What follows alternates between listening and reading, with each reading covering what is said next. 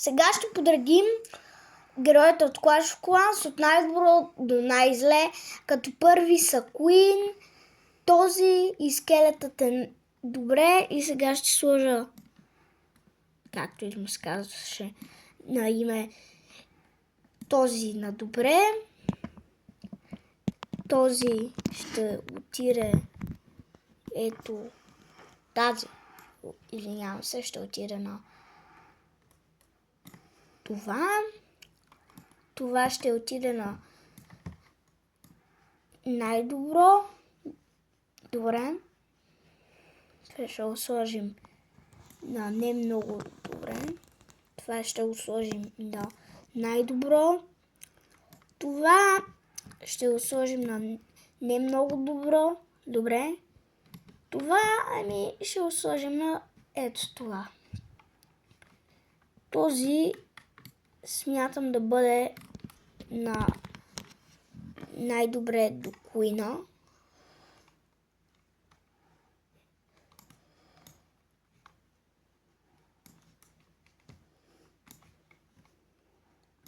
И ето този за това. А тук вече ще сложим ето това. Тук ще сложим ето това.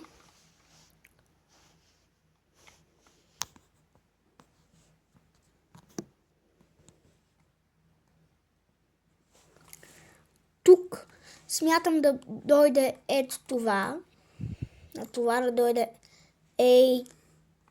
тук. Това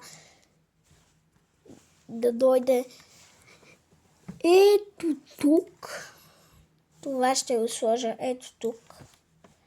И сега ще почна и надолу да бъркам. Това е тук. Това ще го сложим на добре. Това ми харесва. И това.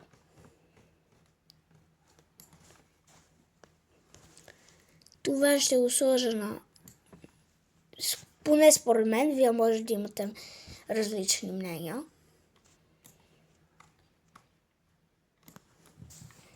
И това е класацията според мен за нещата, които аз мисля, че са най-добри и най-недобри.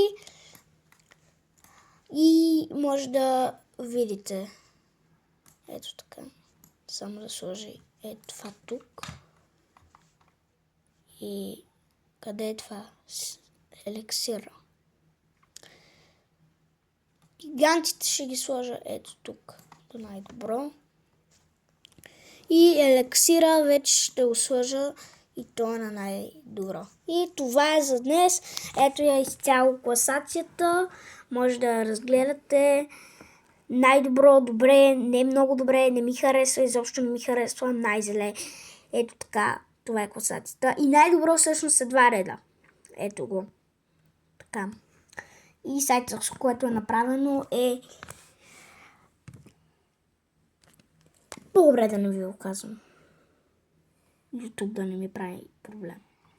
И това е от днешният шорт.